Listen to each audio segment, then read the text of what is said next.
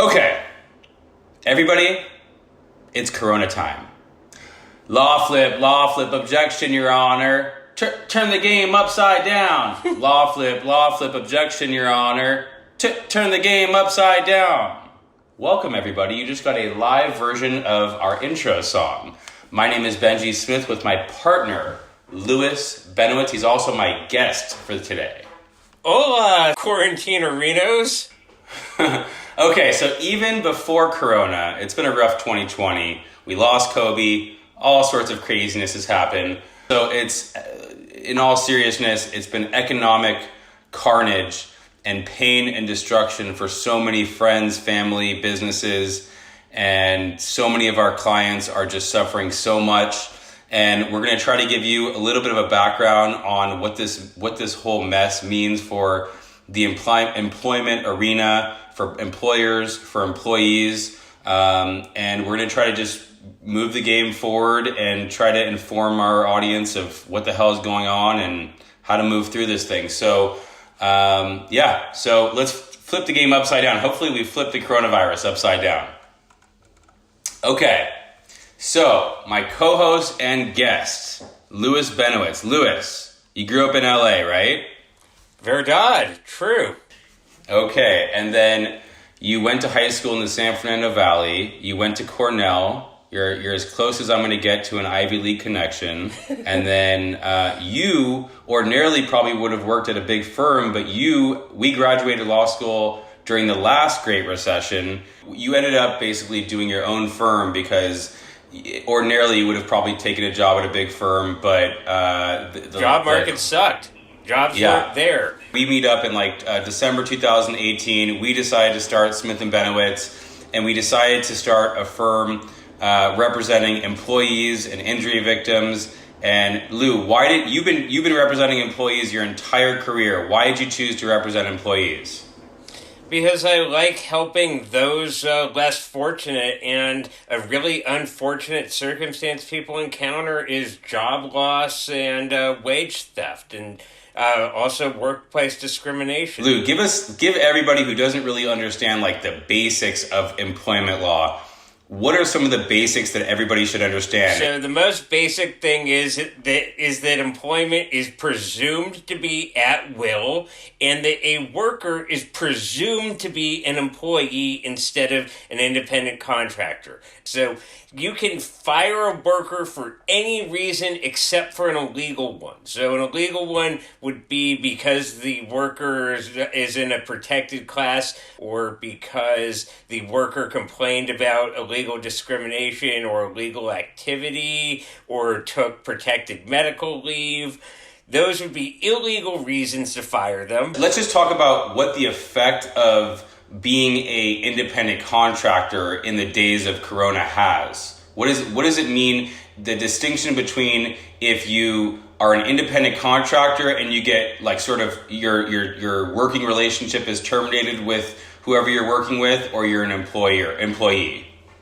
Well, if you're an employee, you're entitled to workers' compensation protection. So if you get sick while working, that's a workplace injury, and you could get medical treatment through the workers' compensation scheme. If you get fired, you would be eligible for unemployment benefits, because you, as an employee, money is paid into the unemployment funds, and that's how and you become eligible for unemployment. Same thing with disability. And so as an independent contractor, you lose all the basic working protections that you'd have in an ordinary hourly job. People keep talking about employee versus independent contractor, and most employers have been trying to get as many of their workforce to be independent contractors because there's practical reasons for that. You keep hearing these arguments. Cheaper. Why is it cheaper? What are the reasons? What are the reasons why? Give us a list of why do employers want employees to be independent contractors? Okay, first of all, I don't have to pay for payroll services for an independent contractor. Perfect. So this is a great example, people at home, okay? So when you hear people say, I don't get this whole distinction between labeling somebody as an independent contractor versus an employee. An employer gets to avoid that whole entire process. Instead of paying somebody, let's say $2,500 and then using a payroll service and having to pay the payroll service to do that payment and to also add payroll taxes, they can just cut a check or pay in cash $2,500. It makes it a lot more simple. Why is it also easier to call somebody an independent contractor versus an employee? Okay, you do not have to pay them the legal minimum wage if they're a true independent contractor. You do not have to pay overtime wages when they go over 8 hours in a day or 40 hours in a week. There are no maximum hours laws, so you could have them work as many hours in a day as you like. You don't have to provide meal and rest periods. You don't have to immediately pay them when they're fired. If you're a true independent contractor, then you don't have to reimburse an independent contractor for all the expenses incurred. Let's say you're a delivery driver for an Uber Eats, a DoorDash. You are paying for insurance on your car. Yes, Uber has some supplemental policies, but Uber is making you carry around insurance. You have to pay for your own health care if you get sick. So workers' compensation insurance is another big reason employers want to make workers independent contractors. Let's say an Uber driver, let's just say that Uber was forced to call them an employee. If they got into an accident, they would be responsible for all of to go through workers' compensation, and they'd be responsible for carrying that workers' compensation insurance and paying for all of the injuries, correct? Yes, so the injured driver, whether he's at fault or not, gets compensated on Uber. Whereas now, the Uber driver, unless he's not at fault, at which point he gets to use Uber's $1 million policy as an uninsured/underinsured motorist policy, the Uber driver bears all the risk of injury to himself or herself for anything that's his or her fault. Whereas if you're driving for any other job as an employee, you have work comp protection regardless of fault. Work comp is strict liability. Look, right now, companies are suffering. It's very hard to blame companies for almost anything they do unless it's egregious at this particular moment. But I think this highlights the egregiousness of what was happening pre-corona, which is people were intentionally calling people independent contractors when in fact they were truly should have been called employees. That ABC test turned it into a very practical, easy to understand example. It means that unless you really are your own business, if you're just doing the work of another business, you're an employee most of the time. Right. So let's give an example. If you give a very easy example of where it does not pass the test. Okay, so DoorDash or Grubhub is in the business of food deliveries. So, but they'll say it's a technology company. That argument is unpersuasive. So they'll say that, they're a food delivery company. So if you deliver food for them, you perform the same work as the business. You're not really a delivery driver business on your own. You're a delivery driver for these companies. The fact that you may do this work for more than one of them doesn't mean that you're a delivery driver business. You're still a delivery driver. What's an example of a rare case where somebody actually is an independent contractor and they meet the ABC test? Okay, an easy example would be that I hire an outside company to do plumbing work at my law practice. That plumbing business is on its own. I have no control over the performance of the work beyond letting them into the building, and they are an independently established business, and their work is different than mine. That's a true independent contractor. So when I hire the plumber, the plumbing company is an independent contractor. It's a freestanding business that is totally distinct from anything I do. Okay, so let's just talk about we've been getting flooded with calls from employers, employees that know us, trying to get advice on what the hell to do, how to survive in this environment. What is the compassionate thing as an employer who you can't afford the workforce that you have right now? What is the compassionate best thing to do as an employer to let go of a workforce, to if you're thinking, oh, I can't pay them in full, I can only pay them a portion? What are the different options that you have as an employer to be compassionate but still take care of yourself because you have to? If you're letting people go, be as compassionate as possible in all ways. If you have money, in addition to making sure you pay them everything they're owed, so their vacation pay, any sick days they use in the last pay period, make sure you fully pay them out so they don't have any late pay claims against you unless you screwed up before on paying them wages. At least make sure they get paid everything they're owed, and don't suddenly try to fight their unemployment and these other benefits, because as a practical perspective, this is going to be what helps a lot of them get by over the next several months. So if somebody files for unemployment tomorrow, what is the financial impact on the employer other than potentially their unemployment insurance raising? That's it. So I'm an employee, I'm losing wages. What's going to help me, Lou? First off, either state disability or unemployment insurance, depending on whether you are or aren't able to work right now, for which you apply for. If you have any confusion or need any help with this, please feel free to ask for guidance. Okay, so what if my child's school is closed because of Corona? What can I do? You can use your sick days. Your employer can't... if you work for a company with at least 25 employees, has to allow you to use up to 40 hours in a year for leave. And beyond that, we start going into unknown territory where we're just dealing with this very unfortunate reality of a pandemic that's gone beyond the reach of what even very protective laws could foresee. Okay, now what if I get sick or I need to care for my family?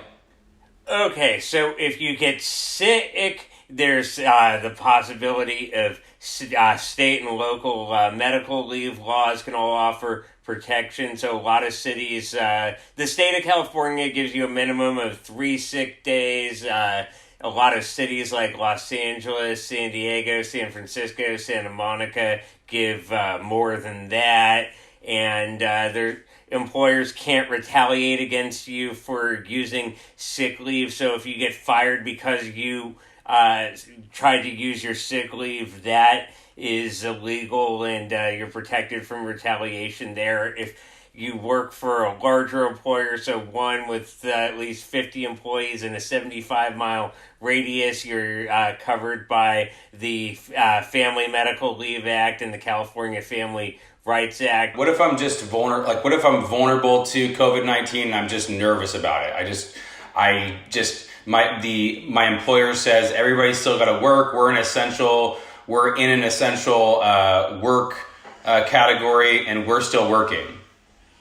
If you're working in an essential business, if it's a job, you can complain to the extent that you believe it creates unsafe working conditions. Your employer cannot retaliate against you for complaining about unsafe working conditions. If you have a physical condition that makes you more vulnerable, and then you could seek either temporary leave as a disability accommodation or work from home, depending on what your work is, as an accommodation to avoid exposure. So even if you're working in an essential business, let's say you're someone who's immunocompromised and the nature of your work would let you do it from home, right now it is certainly a reasonable accommodation for your employer to let you work from home in that circumstance. Okay, but what if I'm not vulnerable? What if I'm not more susceptible to it, but I just don't want to expose myself to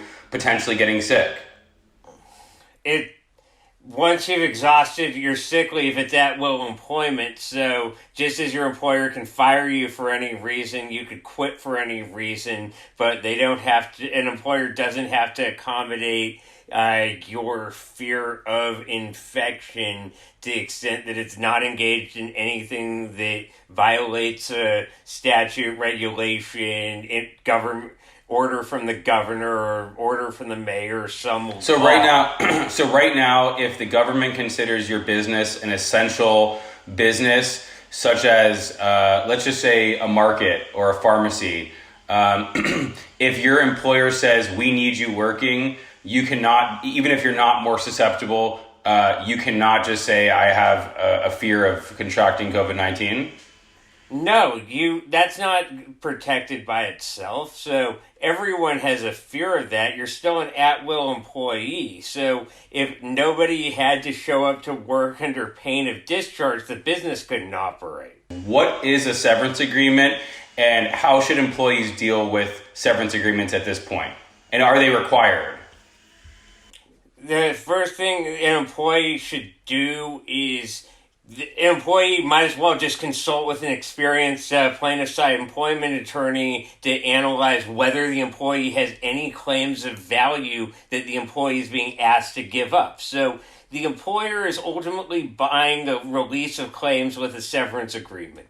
So whether the severance agreement you're being offered will make sense to you will depend on whether you have claims that reasonably have more value than the amount being offered to you, and you're not going to know that without seeking legal counsel. Right now, pretty much anybody that's operating, other than like the markets and the pharmacies, everybody's sort of turned into work from home environment. And let's just take a quick second about how you can work at home effectively as a company. We sort of got out in front of this, and we use Ring Central, which for all its faults, we've been able to easily convert from basically our office to our house seamlessly. We can intercom with each other. We could call by just literally sticking the phone into the internet. We have a case management system that we're all working on remotely. We use G Suite. We use Slack, and those are the types of things I think employers should start looking into. I think a lot of them have, but a lot of them in our field aren't doing. Yeah, that's all accurate. And then you have to reimburse the employees for a reasonable amount of their home internet and connections and phone use to the extent they're using personal devices for this stuff. But this is all manageable in terms of getting employees working from home, but just because employees are working from home, your obligation to indemnify them for all of their business expenses doesn't end with them working outside the office. Lou, the court systems are closed. We're plaintiff side attorneys. The only way that we get paid, the only way that our clients get paid is basically either we move cases through the court system, but the court systems are closed. We move things to mediation. That's an informal settlement conference. Well, we can't go to the mediation in person, so the only option we have is Zoom or some sort of telecommunicating teleconference. And then we can also settle cases informally through phone calls with adjusters or defense counsel. How can a plaintiff's firm, or really any firm right now, operate? I mean, we're ultimately just going to have to learn to adapt and figure out who is most amenable to getting disputes resolved informally right now, in which cases you can still push forward through litigation. And we're going to start seeing more depositions by video. We're going to start seeing a lot more of everything by video because quarantine isn't going to go away, and ultimately litigation is going to continue by and large to get disputes that should be resolved while we have this opportunity to do that without as much pressure from the courts on a calendar perspective, recognizing everyone could have their certainty and move on from it, and when we all reemerge from COVID, be rid of the past liabilities. And let's just talk about really quickly what it means that the court systems are essentially closed down. What effect does that have on a case? It means that civil trials aren't going forward. People can't go to jury duty. Courtrooms, except for things like emergency restraining orders and in-custody criminal defendants, aren't hearing cases. So even if you think you could get your case dismissed in court, that is not going to go forward, and you don't know when it's going to. You could have months upon months of delay and tons of uncertainty because courts just aren't hearing a lot, so everything's going to backlog. Okay, now mediations. What is a mediation? What is mediation normally like, and what are we trying to do with mediations right now during COVID-19? Okay, so let's just answer what is mediation. Mediation is a truly voluntary process where a plaintiff and a defendant, or a representative plaintiff or group of plaintiffs and a defendant or group of defendants, go together before a mediator, who could be a lawyer, private judge, could be a non-lawyer. This is a person who makes a business out of getting people to voluntarily resolve their disputes in a confidential setting, where the mediator basically acts as a go-between and try to get two sides with divergent positions to come to an agreement, with the real value being, here's a confidential process that gets you certainty, it's fast, it's effective, and you could just be done with your dispute. It provides. So let's say you go to a mediation. So the two parties agree, the plaintiff side, the defendant side. You go to a mediation. You pay the mediator. Is it binding? If let's say the mediator says, I think that the defendant should pay $200,000. Does the plaintiff have to accept that? No, the plaintiff and defendant don't have to agree in a mediation. If they reach an agreement, though, an agreement reached in a mediation will be binding between them if they actually reach a settlement. Okay, and when you go to mediation, generally it's in person. Why is that effective, and why is it harder to not be in person? And what about, regardless, what do we have to do now that you can't do it in person? Well, in person's more effective because the mediator is able to go into rooms with each side and convey points that they need to understand. So having a face-to-face, in-person meeting with the company representative, an insurance representative, the defendant's attorney, and the mediator, that carries more weight than someone sitting on a Zoom call, for better or worse. And it's just, that's what we've gotten used to. And so the question then becomes, will the process become less effective as we do it over video? There are probably cases it will be less effective in. There are probably going to be categories of cases that, by taking the in-person aspect out of it, it may be easier to get resolved if everyone goes along with it. But we're going to have to see how personalities who love conflict adapt to a change in the system of engagement. Yeah, and one of the upsides of the mediation in person is just kind of the torture. So I kind of liken it to when you're buying a car. So when you buy a car, my rule is you never go to the dealership. You make the deal off the premises, so you don't have the pressure. It's like once you're there, you just can't take it anymore. You just want to be done with the thing. Just sell me the car, or lease me the car. I can't take it anymore. And that's kind of like what a mediation is like. The parties show up to a mediation, they dress up, suit, tie. You have the aggravation of sitting there for 8 hours if it's a full day, or 5 hours if it's a half day. And you get to the point where you're just like, I can't take this anymore. I just need to settle the case. Both sides get the mediator goes to the plaintiff's side, says why the plaintiff's case, is shit. They go to the defendant's side and says how great the plaintiff's side's case is, and they just settle the case. Whereas now, you're sort of sitting in your pajamas at home on a Zoom call, and so the pressure is just less. But I think the uncertainty of where we are with COVID-19, I think maybe makes up some of the downside pressure of, not being there in person. People are still going to want to resolve disputes and get certainty, but mediation, we will see how this plays out. Yeah. Okay, so let's go on to Deal of the Week. Lewis, it's Corona time. We're in uncharted territory. what is your deal of the week? Don't hoard.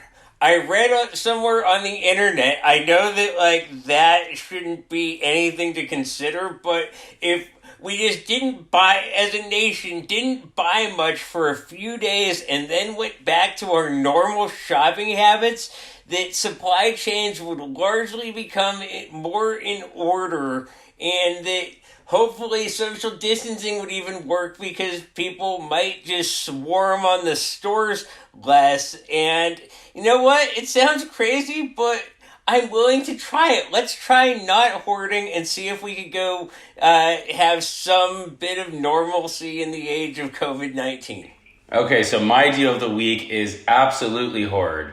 I'm not telling you to take out the entire store, but what's the worst thing that could happen if you adequately get enough stuff for yourself for, let's say, 2 months? Like, you get it all, one shot, you take out as much as you can for 2 months, then you don't have to go back to the store for the next 2 months.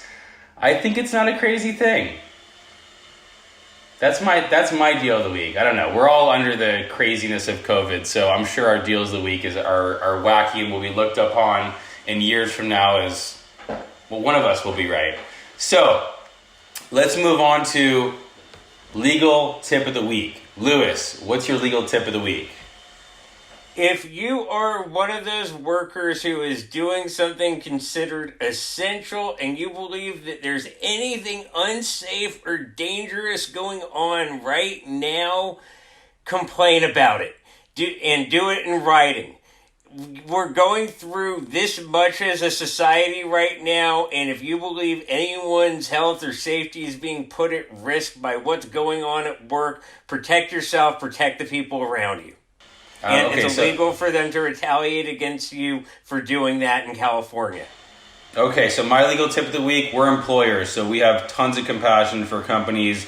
We don't just sue every employer. We are reasonable. If people it's very difficult to comply with all employment laws. We don't go after every nitpicky issue, but when there are righteous claims, we pursue them. So, companies are dealing with a devastating collapse of the system, but that doesn't mean that they can use this as a pretext to do something illegal. So if you report something that a company is doing which is illegal and they take action against you, that's still illegal. They can't have you working ridiculous amounts of overtime or unpaid time or discriminating against you, even with this insanity. So call an attorney, call us. If you need any questions, we're here. Honestly, we've been talking to employers, employees. We've been trying to help anybody and everybody that has questions. So feel free to contact us. We're here. And if you have any questions that weren't covered here, we're happy to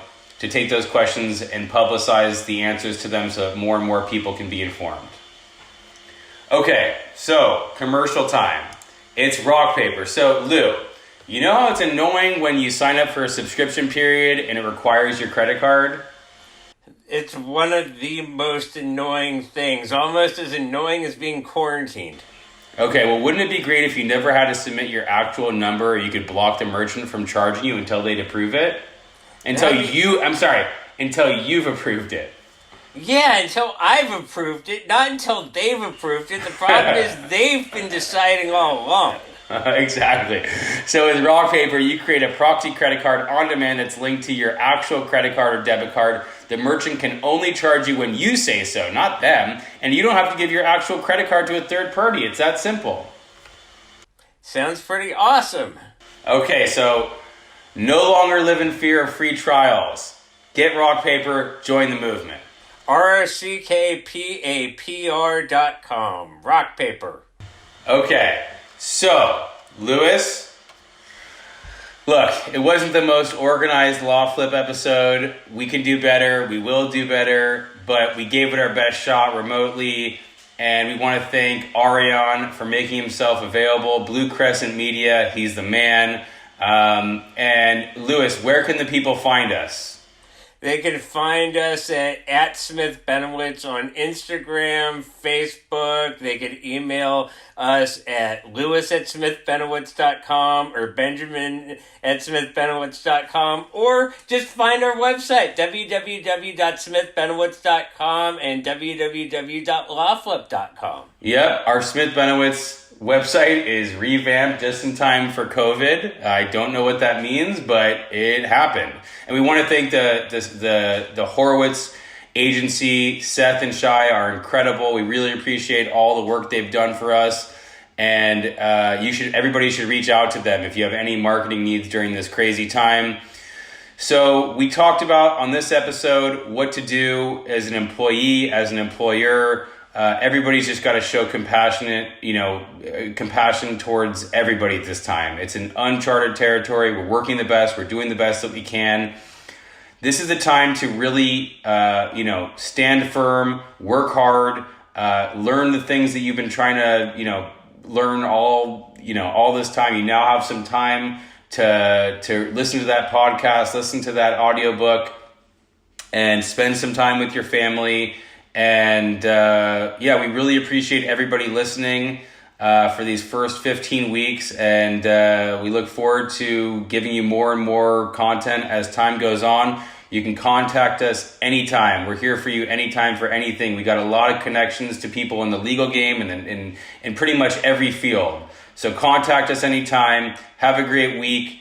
We're going to turn this thing around, guys. We're going to do this. Flip the game upside down. Have a great week.